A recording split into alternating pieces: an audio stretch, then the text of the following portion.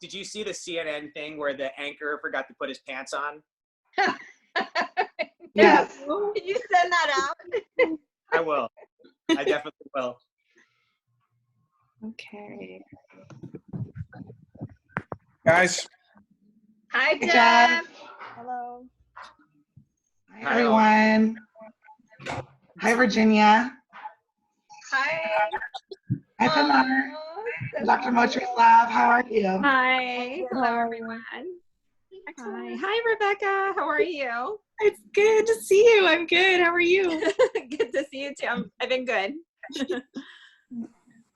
All right. All right. We're going to have more people kind of coming in the next couple minutes. Perfect. Timing. I'll be right back, everyone. To stay on time, we're going to go ahead and get started. So welcome, everyone, to our weekly Lunch and Learn. We're so excited to have all of you join us. I just wanted to briefly go over the rules. Most of you at this point have done like 1,000 Zoom calls. So I just want to say, please mute yourself when you're not speaking. We recommend speaker view for the presentation. Sharing your video is optional. We love to see your face, but we know you can't sometimes. And please put all questions and comments into the chat. We will have a dedicated 10 to 15 minutes at the end for questions and comments for Justin, our guest speaker today. I also wanted to chat really quickly about Giving Tuesday now. If you guys don't know, Giving Tuesday is a global international day of giving that was created by the Bill and Melinda Gates Foundation many years ago, and it's always the Tuesday after Thanksgiving. But because of COVID and the pandemic that we're currently living in right now, they have decided to launch an additional Giving Tuesday, which is going to be next Tuesday, May 5th. So we will be emailing information and posting about that on our social media. If you're able to give in any way, you can do that on Tuesday, May 5th, which is Giving Tuesday now. It's going to be a great way for us to stay connected as a community, and many other groups will be doing it, not just Autism Tree. Next, I would love to introduce Dana Hoff, our volunteer executive director and founder. And you know, this new weekly lunch and learn, this is our third one. We've been doing it every Wednesday for the past 3 weeks, and this was actually the brainchild of our chairman of the board, Todd Hoff. This was his idea to stay connected with our community and be able to plug in once a week with a special guest speaker. And so far, our last two have been amazing. I know today is going to be no different. So I'm going to pass it over to Dana, and she's going to give a quick introduction for Justin. Hi, ATPF family. I'm so happy to be here with you and just tell you how much I want you to give yourself a pat on the back for even making time to be at Lunch and Learn. I definitely have felt the last two were a great use of time. And I think one of the biggest things that we all need to do is be able to see each other's faces and feel that connection more than ever. So I really want to encourage you to keep coming out and also maybe even consider contributing. We are having just an incredible success with the videos that we started doing, and huge appreciation to Justin, who you're going to meet in a little bit if you haven't already met him, for being the catalyst behind all these videos. He had called us before the schools even closed and really was talking to us about a lot of things that led Lisa and I to immediately start creating videos that could help families at home, just with a quick diversion or quick ideas. So as of today, we have over 140,000 people that have watched our videos. We have over 58 videos that we started since the beginning on our YouTube channel.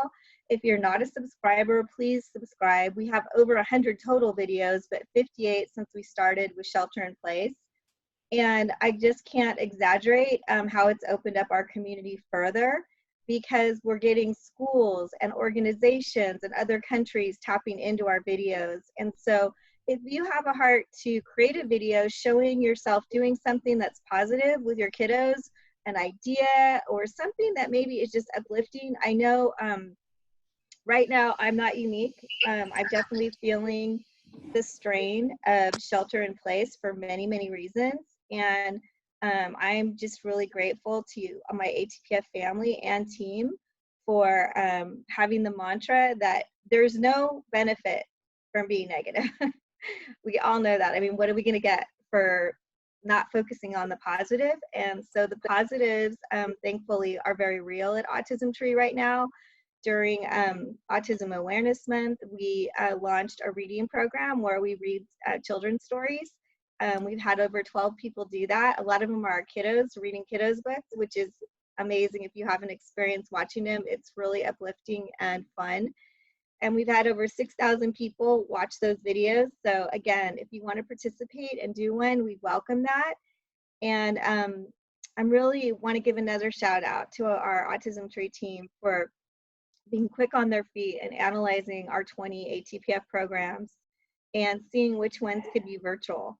We are now providing 16 of our 20 programs virtually. We've held 28 virtual events, and we are so excited and grateful that we have 13 events coming up on the calendar. If you do not get our email that goes out weekly to over 400 volunteers, which God bless you all. We absolutely could not do Autism Tree without our dedicated interns and volunteers. And it's been so fun to see the videos that the interns and volunteers are doing as well to get to know you better. And I hope we keep that up. If you want to be part of our volunteer team, we really need it always. We have 13 events coming up that went out on the email to the volunteers this week. So with that, I think sharing kind of the landscape the last 2 months. I can't believe that Friday is May 1st, and it feels like everybody I know, including my own Hoff family, is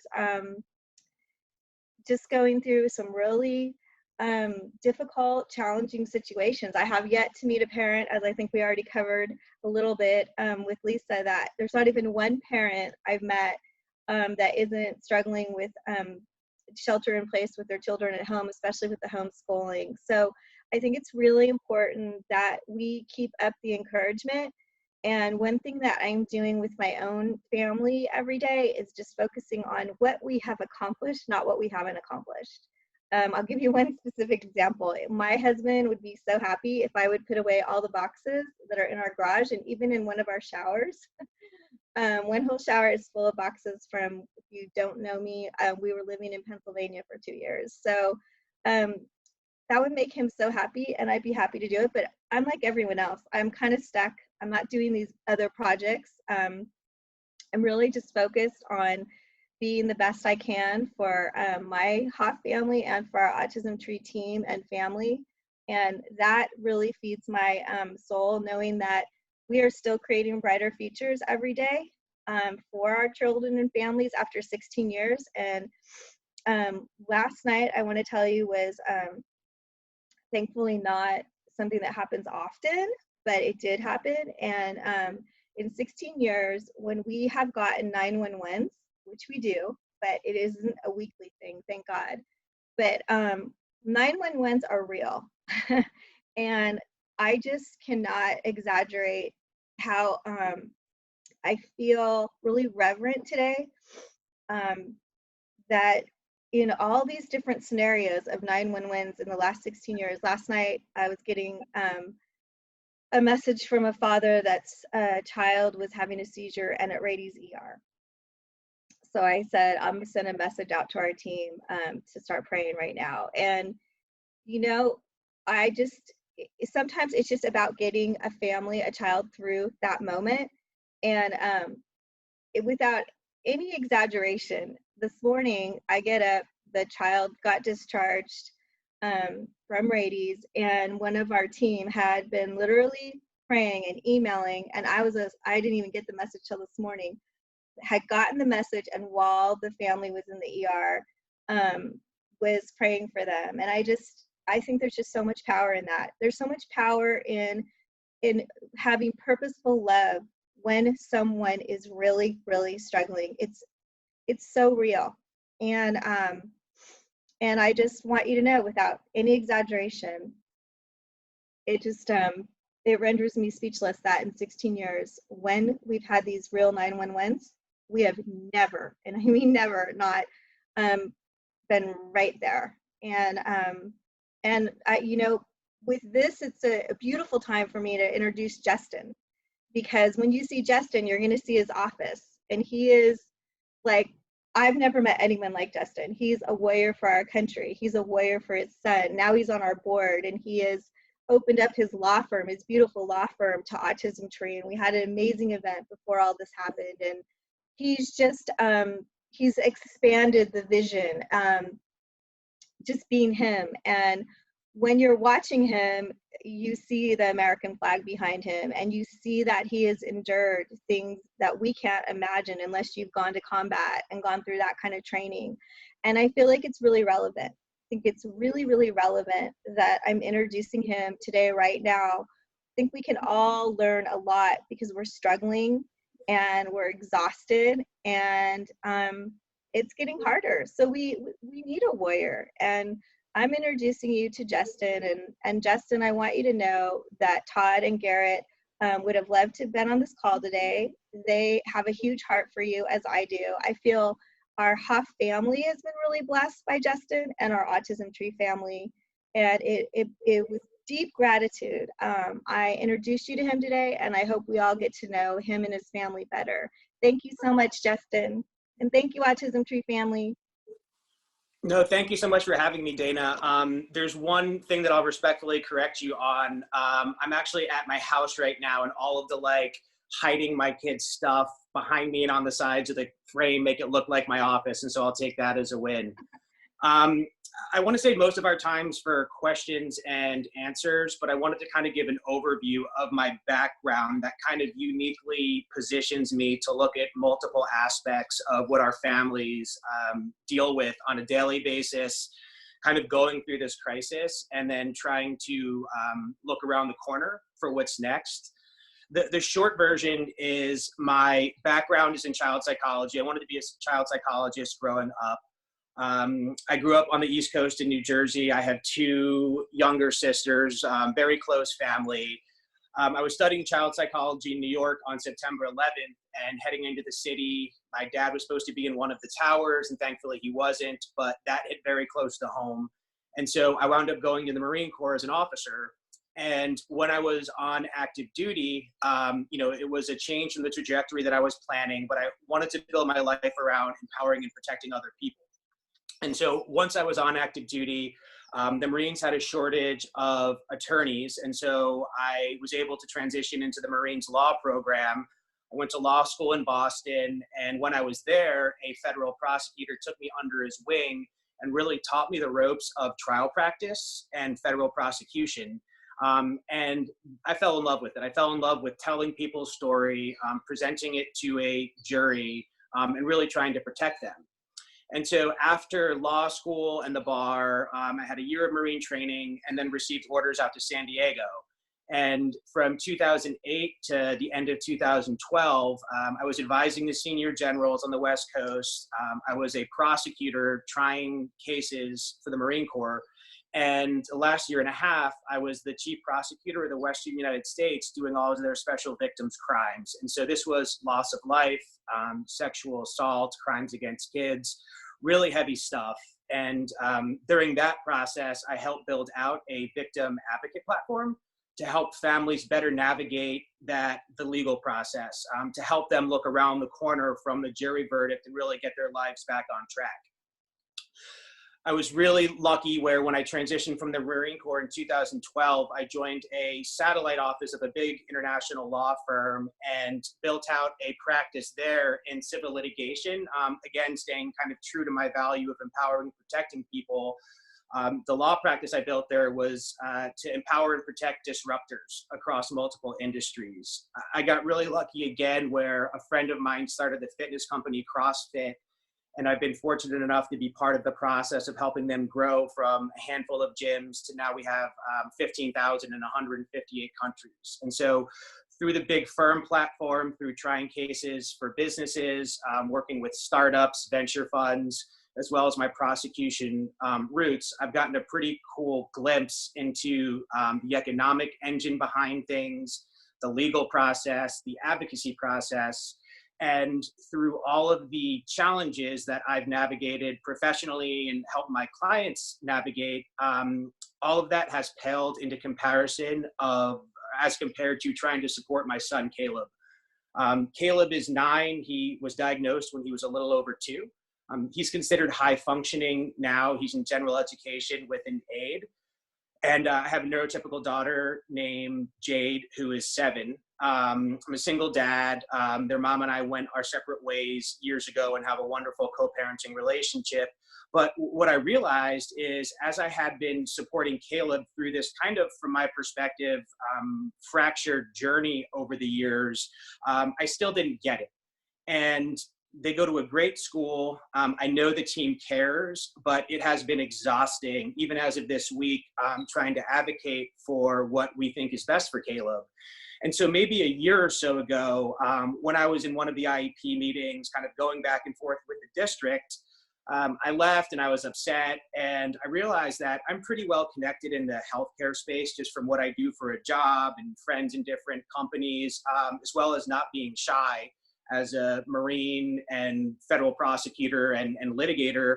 And the process was exhausting. And I felt like I was spinning and didn't know which direction to go with things. And so what I started to do was kind of scour the country and my network for thought leaders in respective spaces for the different aspects of care for Caleb.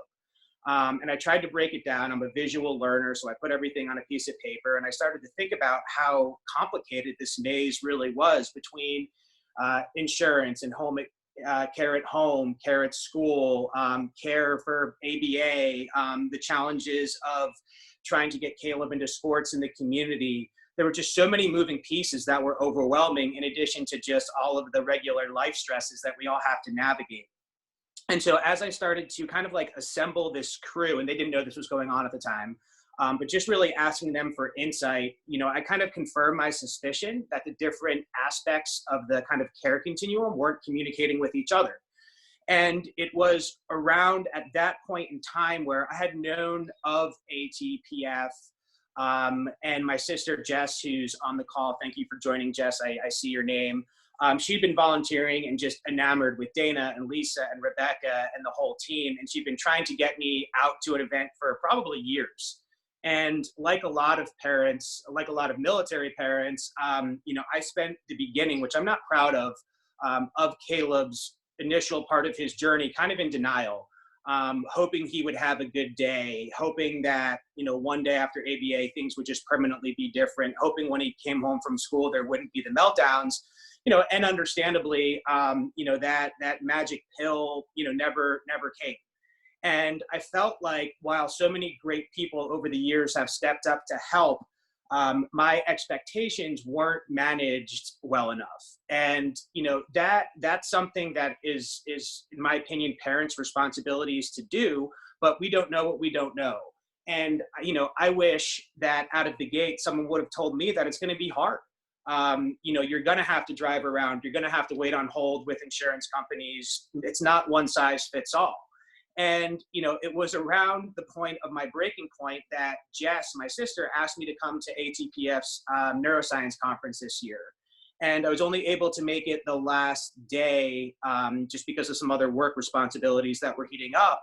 But when I walked in, there was a slide serendipitously being presented by, I think, one of the doctors from Stanford, discussing how the amount of hours that parents, the primary caretaker parent, spends looking for care, trying to get care. And that's not even including when the child is in care.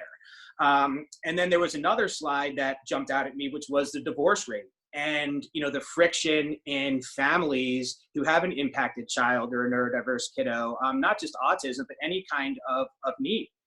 And through my experiences, having the awesome opportunity to learn about really cool technologies across the spectrum of technology, from biosequencing or DNA sequencing to life sciences to educational tech to fintech, I get a sneak peek into where we're heading with technology, and I see so many incredible opportunities to leverage technology for neurotypical kids for our community. And, and I felt that mission and vision from Dana when I heard her speak at the Neuroscience Conference. parents. And so I became obsessed with ATPF right after the Neuroscience Conference, basically like stalked Dana and Lisa. Dana tells this hilarious story where I was trying to get her attention after on one of the breaks, and she confused me with someone I think that was trying to push her like CBD oil or some kind of THC product, and so she kept blowing me off. But thankfully we got reconnected, and I've absolutely fallen in love with her family, the ATPF community. They've inspired me and opened up so many incredible resources for Caleb and my family. And in addition to supporting everything that they're doing, just from the legal perspective, from the parent perspective, from the impacted kid perspective, there's an initiative that I've been working on with thought leaders like ATPF around the country called Spectrum Care Alliance, where what we really want to do is provide much more efficient resources for families to access what they need on demand, and better manage expectations at every stage of our journey for our kids. And so, it's exceptionally difficult, I think, to map out our care journey. And every kid is different and those needs can change. But one of the things that I think ATPF has done differently and better than pretty much anyone that I've seen is their eyes are looking around the corner in terms of what's next. And so, I'm hearing it from all different angles politically, from the different businesses I work with, from the friends I have in the healthcare arena on the front lines. I see one of my best friends, Alex, on. Alex, thank you for joining us. Alex is a huge supporter of the autism community and was on the front lines in New York City and still is, for navigating the healthcare crisis there. And so it's folks like him and other, team members where we just want to make this easier for parents. And I think ATPF's been kind of leading that charge. And so, we're really excited. We're planning to launch the Alliance. Rebecca, if you could just pop up the website for 1 second, please. The middle of the month, we'll keep everybody posted. Lots of exciting updates and collaborations across the country to really provide the best in class to our families and help map what comes next for them. We want it to be interactive, to best respond to the needs of parents as they evolve. I think we've all been kind of treading, well, I can't speak for everybody. I and my family feel like we've been treading water since the coronavirus challenges started. And, as the realization has set in that the kiddos aren't going back to school, last week and this week, we're wrestling with the district about what accommodations are available remotely to support my son. But the reality is setting in, trying to look one step ahead for the summer. That summer camp and ESY programs, most likely won't be there, but even if they are, they're going to look different. Our routines for our kids are going to look different over the summer. And then going one step further in the fall, with what's going on behind the scenes in legislation, with funding, with budgets, with kind of the second and third order effects here, my sense from people way smarter than I am, kind of boots on the ground here, is that the school year is going to look very different for our kids.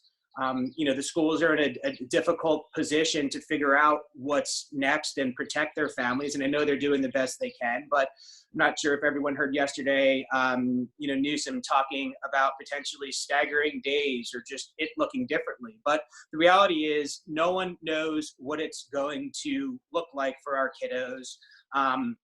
With myself looking ahead towards, the fall and the summer for my own son, I worry about things like, modifying his IEP with the last few months of data being gone. What questions can I ask the district now? What questions should I be worried about, over the summer to the extent there's not ESY to best set him up for success in the fall? And I think it's a moving target and people are doing the best they can. But the education, if I refer to it as a bucket, is just one piece of the equation. I mean, we've lost, without really warning, access to out-of-home care, and a lot of in-home care is different with ABA, OT, PT, all of those different components that go into caring for our kids. And so I'm really grateful to be here and part of the ATPF community. It's really, really important to me to save parents a lot of the heartache that I've experienced, especially being a litigator and active in the healthcare world. If I can save families even a fraction of the heartache that I've dealt with a lot of dead ends, I will do that. I'm excited to do that. And I'm really just grateful that there's many others out there, who seek the same kind of change that I do. Dustin, thank you so much. I know that we're going to have a lot of questions. Everything you shared, I think, is so pertinent to the times right now. I know that you're at home with your 2 kids and you're a single parent.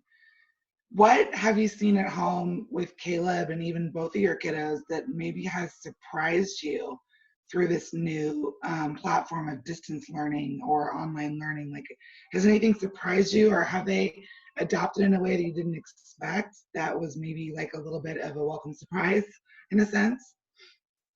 That's a great question. I think that their resiliency is refreshing. During a few weeks ago when there was all that rain, I've been in San Diego for a decade now, but I'm still not used to the unique weather out here, and forget that when it rains, things flood. And out in my backyard by my pool, we had the pool water flooded over, and there was about 6 inches of standing water. And before the kids came over, I was out there miserable, soaking wet, bailing water out of my pool.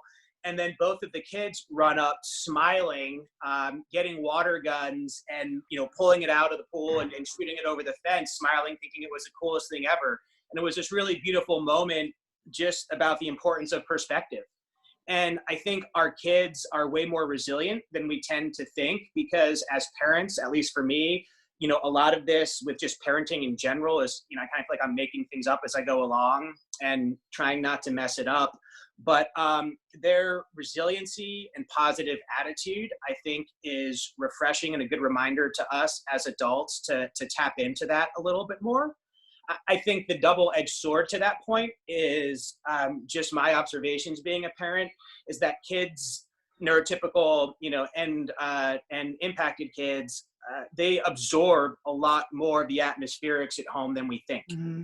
And to kind of answer the second part of your question, I think with the busy lives that we have and the responsibilities professionally, tending to our relationships with friends and family and significant others, when the kids are out of the house, it's tough you're focused on other things.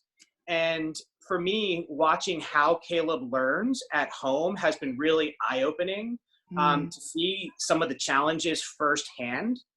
Because we get information from school and he has a one-to-one, he's in gen ed, but sometimes that information isn't really user-friendly and helpful. And so if you see he's been on task for part of an assignment, as a parent, I don't know what that means. I tend to gravitate towards the positive, where the glass is half full. Well, great, he got some of it done, but I don't know what that looks like. And then now at home, helping him navigate that care, I see where he's struggling more. And, I've been driving the district nuts with more questions about what his accommodations have looked like and what they're going to look like moving forward. And I think the same thing applies to my daughter, Jade. I think the siblings and the family unit as a whole, there are not nearly enough resources out there for us to tend to ourselves. It's kind of the oxygen on the plane analogy, oxygen on you first so you can help other people. So, I think that we can do a better job as a community for the parents who are going to come after us, based on the lessons learned for those of us going through it, that we need to take care of everyone, including ourselves, including the siblings with, what they see, and not just see, but feel during these times. And, I think it's a great learning opportunity for us to see how our kids learn at home, so we can start asking better questions, as the kids return back to school, to customize the services they need in and out of school, to have the best shot of, reaching their full potential, whatever that may look like. Yeah, I mean, I think that there's so many silver linings that we can definitely see them, but I think it's valuable at this point. I mean, we have so many parents on this meeting right now. I have to give a shout out to Alex Tacone and Laura Odom, 2 of our other board members who are on with us right now. And Laura has 4 kids at home, and Alex has 2 boys at home. And Virginia Rivera, she has a son at home and, well, 2 boys at home. John Hickey has 2 boys at home and Rich. You know, all of our families, you know, it's definitely a challenge, but I love the idea of being able to kind of take note right now of what your kids really thrive at and what they really struggle at. And then being able to go back to the school, like you were saying, with those considerations, with those concerns. And I mean, the goal would be that once they are back in school full time, whatever that looks like, they can have a better IEP, they can have a better success rate at school. I don't know if anybody would like to comment on that. If you want to raise your hand or unmute yourself and make a comment, you feel free to go ahead and do that. This time is for Q&A, if anybody wants to add anything. But I do think that it's great. No, and I agree. And if there's kind of one takeaway from all of this that I would urge, you know, parents with impacted kids to consider, you know, it's really taking the time and finding the resources, whether it's through an advocate or through ATPF or your ABA provider, but learn where you can push back and ask questions, you know, to the providers and the district, because it's not one size fits all. We're very lucky in San Diego where it's way more concentrated with resources and BCBAs and autism awareness in other parts of the country, but it's still exceptionally challenging. And so, you know, I've learned quite a bit in terms of, you know, I believe in kind of the thesis of Spectrum Care Alliance is that parents need to take a more active leadership role in the care of their child. It's exhausting as it is. But when we look down the road towards really wanting all of our kids to be as independent as possible, you know, and lead successful, happy lives, whatever that may look like, now is the time where we really start equipping them for that. And there's such a gap in resources at that later end of the experience in Spectrum as well, that, you know, I think parents just, you know, I want to help equip them with more resources to be able to ask more insightful questions to their ABA team, to their IEP team, especially right now where, you know, the ground is not going to be stable from the school's perspectives coming back. They're figuring this out just as much as we are. And so how do you, as a parent, take a complex IEP or behavioral intervention plan, distill it down to actionable things that will best support your child and get meaningful updates on it? Is it working or is it not? Because we can't operate in full year cycles or just with parents with kids in school, IEP to IEP. Too much time goes on and our kids are evolving too much month to month and year to year. And so, and I see that Laura is one of our board members joining us from San Jose, and Laura had a question. Laura has 4 kids at home. So Laura, you can go ahead and unmute yourself, and we'd love to hear from you. Hi, everyone, and appreciate the chat today. One comment I wanted to make, and I find so interesting, is sitting back and watching my girls on doing some of their homework, which isn't enough actually, but it's enough for me because I work full time. I'm a single mom as well. Is that the school district I see, and I already had an inclination to start, that they're just pushing a lot of our kiddos through the system. My girls, they're identical twins of triplets, and they're very similar in their capabilities in schooling. And, you know, they're taking supposedly algebra, and they're doing 2nd grade arithmetic. So my comment, and I don't know how you all feel as parents, but I feel like our kids, a lot of them are getting the shorter end of the stick. Even though I do advocate for them, I've been doing IEP meetings forever. I had an advocate with me for many years. It's very frustrating. And I just wanted to put that out there. I think it's a great point, and I think that's the perfect illustration to what I was saying before about being able to push back. I'm having the same experience where my son is just getting these general ed curriculum pushed back. And so each week that goes by, we asked the district a very simple question last week. We said, okay, tell us what thought went into providing him, you know, with his accommodations into the plan for last week. And the answer is there's none. There was no thought that went into how can we streamline this? When there's challenges, here's some tools. They're offering us counseling. But now I think, especially given what I believe COVID has just accelerated, I think a lot of those needs were always there. Now it's just right in front of us. I think that we do need to start pushing back right now before the year ends. And, I would encourage folks to reach out to one of the reputable advocates or attorneys in town to pick their brain, who knows more than I do on the educational bucket. But you're absolutely right. My experience is the same, where they are being left further behind right now because they're getting gen ed content without consideration of the accommodations they're entitled to. And, to give you another example for the parents who haven't experienced this, my son crumpled up a questionnaire that he got, really frustrated, and we calmed down, and I went on and I looked at it, and they had given him a 59-page single-spaced PDF to read to answer the questions without any thought in terms of breaking it down. And so, like, buddy, I don't blame you. Like, I would be frustrated too. And I spoke to the school, and now they're breaking it into more bite-sized pieces. But, we have to understand the audience that we're speaking to at whatever part of the journey that we're in. And this is one of the things I've learned as a lawyer. You have to know, are you speaking to the other side's lawyer? Are you speaking to a judge? Are you speaking to a jury? In our world, are we speaking to an insurer? Are we speaking to the school district? And what rules are they playing, within? And right now, I think, with parents who've been through the IEP process, we've all heard least restrictive environment, and we've had to fight for resources and those kinds of challenges. But now I think the issues to facilitate change become more complex because the district doesn't know what's going on. And I think resources for special education are going to be even more limited in the fall based on what folks who are smarter than I am, are looking at. And so, I think, maybe a topic that we could do, or Lisa and Dana and team can do, is bringing on someone on the educational track to figure out what are those steps that we can all take right now, where from my perspective, it's just triage for Caleb, like hanging on the rest of this year and trying to make sure he doesn't fall too far behind. But when you hear Newsom saying things like, well, maybe we'll start in July to bridge the gap from what we lost, life isn't that linear for our impacted kids.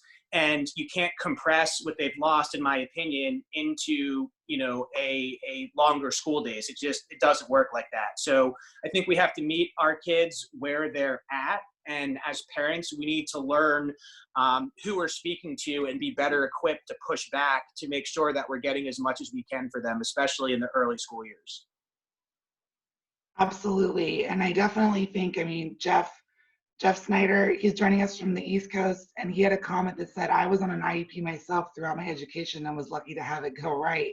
So yeah, thanks for sharing that, Jeff. Jeff, who is in his 30s now, and it was, it's different journey for every single kiddo, and it's a different journey for every single family. I feel very blessed that I have a toddler at home right now, so I don't have the demands like you do, Justin and Laura and Alex and Rich and all of our families that have kids that are demanding to be in online school right now. And then really what that looks like, because we can just do a lot of play and creativity throughout the day, and he's really thriving in that in a lot of ways. If anybody else, we have about 5 more minutes left, so if anybody else has a question or a comment, we would love to hear from you. You can just raise your hand, or you can unmute yourself. Rich Horner. Rich says, my house is very noisy right now, so probably better I put this in writing. But a comment I have about the IEP, especially now during COVID, is that I believe most schools are barely treading water through the homeschooling, and there is little to no accommodation for ASD. So my solution has been to use my time at home to attend calls with my son and the teacher face-to-face, write joint emails with my son on what support we need. It's not ideal, but it's a workaround, and that is helping remind the teaching staff that they need to accommodate our kids differently. That's awesome, Rich. Justin, do you have any comments on that? I think that's a great way to be proactive right now as a parent. No, I think it's a great point. And hi, Rich. That's a perfect example of, I think thinking outside the box for what progress we can make here. And, in the Marines, we used to say that, like, when things don't go your way on a mission, you try to find the 70% solution rather than planning to perfection.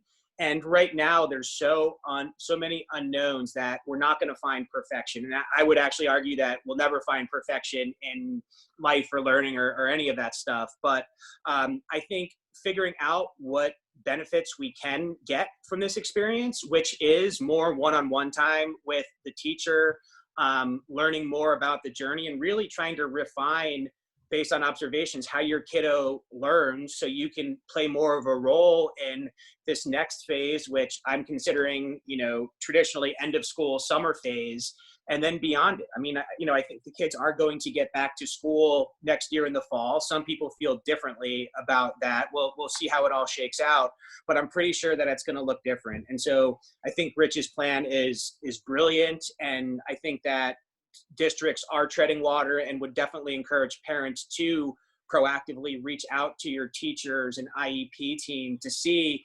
they're pretty robotic right now, because obviously we can't apply the same accommodations that are in school at home, but there's things that we can do to work with the team to trim down the amount of work, or working on other things, or things that parents can do with their kiddo to just take advantage of the time rather than force feeding the general ed curriculum to them, which is just, in my opinion, going to set our kids, even further behind.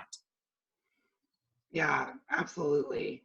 And I know that we have a lot of people on this call today too who are also providers. We had a speech therapist on. We have Sam on. Wave your hand, Sam. She's an occupational therapist.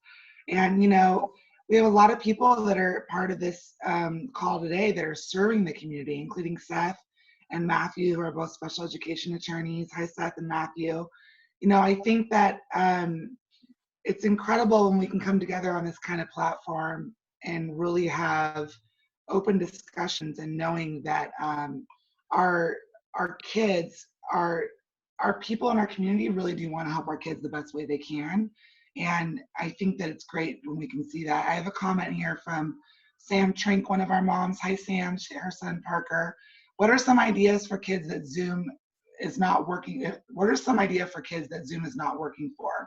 Visual and auditory problems limiting the access. Justin, do you have any ideas on that? Yeah, it's a really a great question, and it dovetails into the broader issue, which is one of the primary focuses of the Alliance, with really the concept of telehealth, and how we can empower parents to take more of an active role in their care. One of the issues with telehealth is that it on some levels assumes that kiddos have access to Zoom or something, and that will be engaging, but a lot of families don't, whether it's not working or there's sensory challenges that prohibit them. And anyone with an impacted kid knows that the chances are slim to none of doing a phone-only effective session. And so, Sam, to answer your question, I think that there's other free resources out there besides Zoom. I want to make sure that I answer your question directly.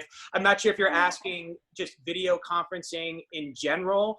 There's lots of platforms for that, but for the kiddos who have sensory problems with the visual or auditory, to me, the best solution for that is empowering the parents to do what they can to bridge the gap. And again, it's not about perfection, but it's, talking to your APA provider and saying, what are some things that I can do with my kid at home, and learning that. And kind of the goal of where we hope to get to with leveraging a lot of the thought leaders that have, jumped on board as partners for the Alliance that we're building, is to have that eventually reimbursable. So, parents, the time you're spending caring for your kids because they, trust us the most, that can be reimbursed.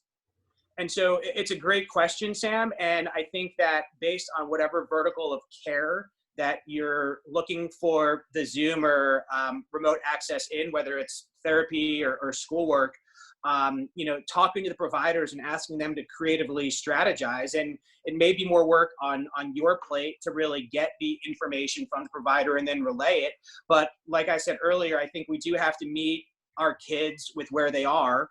And if the auditory and video piece is not a good fit, or there's a way to start building up the the kind of capacity to focus there, that's great. But we can't just pretend it's one size fits all and our kids will automatically, that Zoom works. We had a call with Zoom for Caleb this week. Rule 1 is no food. Rule 2 is no dogs. And I turn my back for 5 minutes, and then Caleb is feeding my dog peanut butter in the middle of the Zoom call, which I thought was hilarious. But at the same time, it's a disruption to him in the class. And so I hear you loud and clear, Sam. I'm sorry I don't have a better answer.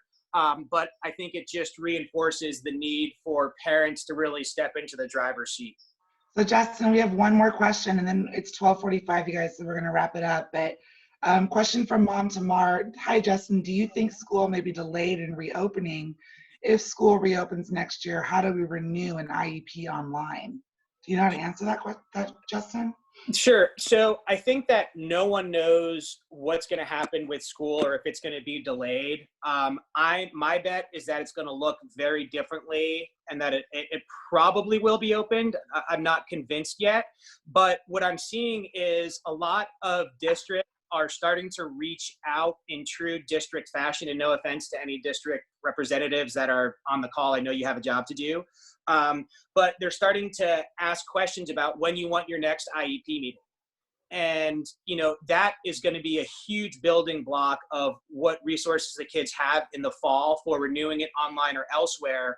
And because there's no data that they can take to really meet our kids with where they're at now, I think it is incredibly important to do your own research or consult someone like an advocate or special education attorney, which I'm not. I'm a litigator and do a lot of work in the venture space. But I've learned enough to understand the issues with it. And so I think it's absolutely critical to understand from an expert what steps you can take right now to ask the school district for accommodations for the end of the year, which they have an obligation to provide, and get a plan in place to be proactive to modify the IEP next year, especially because I'm hearing that ESY is going to be canceled or severely limited. And so we're really going to be jumping from where we left in March back into probably a very different looking school, assuming there's not a delay to begin with, and we don't see a resurgence in the, in the exposure to COVID-19 once the distancing requirements are lifted somewhat. Yeah, and that being said, we are going to be hosting something else later in May that we'll make sure to email you about with Matthew's story. He's on the call today, and he's a special education attorney. He's going to be answering those kind of questions for a lot of our families that are more specific about the school and the IEP process. Well, I just wanted to say, Justin, thank you so much for joining us today, and for all of you for joining us. We did record it, so we'll be posting it, and if you want to share it, you can share. I love having a baby with us, Seth. That's very fun to have a little baby with us on our Zoom call. So thank you all so much. We'll be doing these weekly, and we'll send you guys a follow-up email with more information. If you have any other questions, you can always reach out to me or Rebecca. And we hope to see you all again next week. Have a great day. Thank you, Justin.